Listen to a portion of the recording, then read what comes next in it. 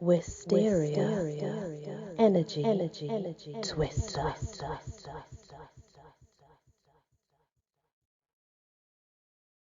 Hello everyone, welcome back to my channel. Wisteria here. We're still on, obviously, Filipino folklore, but it's told in English. Though the stories themselves, it does state they are Visayan stories. So I do think the titles are in Visayan. This is called Quicoy and The Ongloc. This story is known generally in the southern islands. The Ongloc is feared by the children, just as some little boys and girls fear the bogeyman.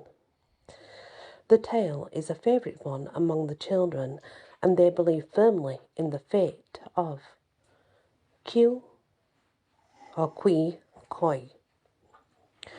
Little Quicoy's name was Francisco, but everyone called him Quicoy, which in Visayan is the pet name for Francisco. He was a good little boy and helped his mother grind the corn, pound the rice in a big wooden bowl. But one night he was very careless. While playing in the corner with the cat, he upset the jar of Louis Lana, and all the oil ran down between the bamboo strips in the floor and was lost. There was none left to put in the glass and light, so the whole family had to go to bed in dark. Quicoy's mother was angry. She whipped him with her chinella, and then opened the window and cried, "Ongloc of the mountains, fly in through the door, catch Quicoy and eat him, he is mine no more."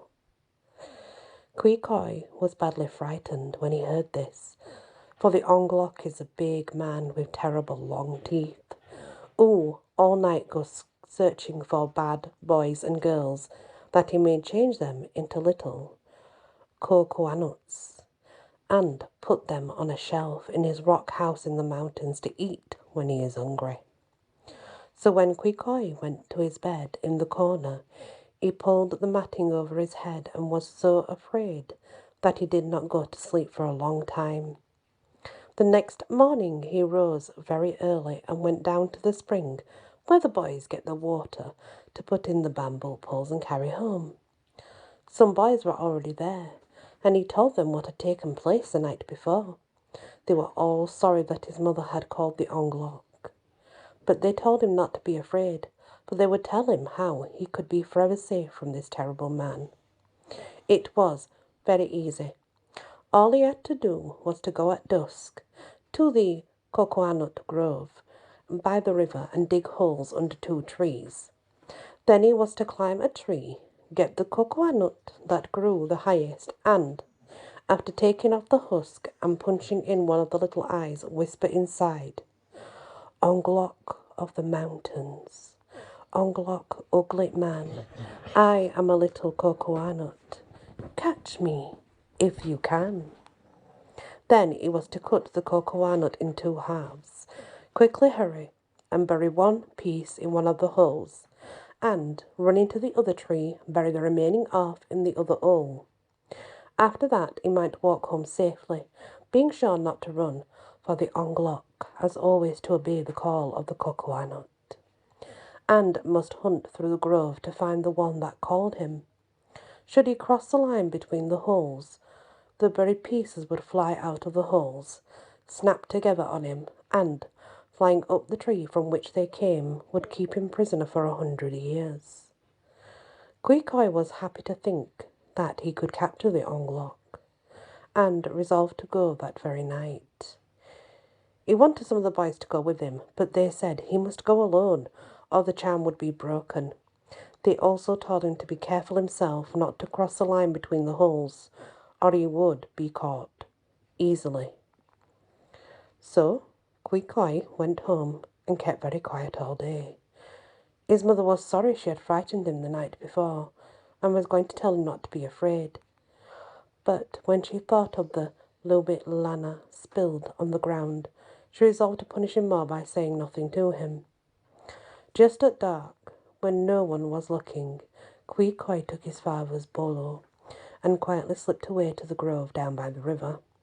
He was not afraid of ladrones, but he needed the bolo because it is not easy to open a cocoa nut, and it takes some time, even with the bolo, to get the husk chopped from the fruit. Quicoy felt a little frightened when he saw the big trees around him. The wind made strange noises in the branches high above him, and all the trees seemed to be leaning over and trying to speak to him. He felt somewhat sorry that he had come, but when he thought of the Ongloc, he mustered up courage and went on until he found an open space between two high trees. He stopped here and dug a hole under each of the trees. Then he put his feet in the notches and climbed one of the trees. It was hard work, for the notches were far apart, but at last he reached the branches and climbed to the top. The wind rocked the tree and made him dizzy, but he reached the highest cocoa nut, threw it on the ground, and then started down the tree. It was easy to come down, though he went too fast and slipped and slid some distance, skinning his arms and legs. He did not mind that, however, for he knew he had the cocoa nut that would capture the Ongloc. He picked it up, chopped off the husk, punched in one of the little eyes, and whispered inside, "Ongloc of the mountains, Ongloc, ugly man, I am a little cocoa nut. Catch me if you can." He then chopped it in halves and buried one piece, and, running to the other tree, buried the remaining piece. Just as he finished, he thought he heard a noise in the grove, and instead of walking, he started to run as fast as he could. It was very dark now, and the noise grew louder and made him run faster and faster, until suddenly a dreadful scream sounded directly in front of him, and a terrible thing with fiery eyes came flying at him. He turned in terror and ran back towards the trees. He knew it was the Ongloc answering the call of the cocoa nut, and he ran like mad. But the monster had seen him and flew after him, screaming with rage. Faster and faster he ran, but nearer and nearer sounded the frightful screams until, just as he felt two huge claws close on his neck, there was a bump, a loud snap, and he felt himself being carried high into the air. When the shock was over, he found that he was squeezed tightly between two hard walls, and he could hear the Ongloc screaming and tearing the outside with his claws. Then he knew what had happened. He had crossed the line between the buried pieces. They had snapped on him and carried him up the tree from which they came. He was badly squeezed, but he felt safe from the Ongloc, who finally went away in disappointment. For although he likes cocoa nuts, he cannot take one from a tree, but must change a boy or girl into the fruit if he wishes to eat of it. Quicoy waited a long, long time, and then knocked on the shell in hope that someone would hear him. All that night and the next day and the next, he knocked and cried and knocked. But though people passed under the tree and found the bolo, he was so high up they did not hear him. Days and weeks went by, and the people wondered what had become of Quicoy. Many thought he had run away and were sorry for his poor mother, who grieved very much to think she had terrified him by calling the Ongloc. Of course, the boys who had sent him to the grove could have told something of his whereabouts, but they were frightened and said nothing, so no one ever heard of poor little Quicoy again. If you pass the cocoa nut grove at night, you can hear a noise like someone knocking. The older people say the cocoa nuts grow so closely together high up in the branches that the wind, when it shakes the trees, bumps them together. But the children know better. They say Quicoy is knocking to get out, but he must stay there now for a whole 100 years.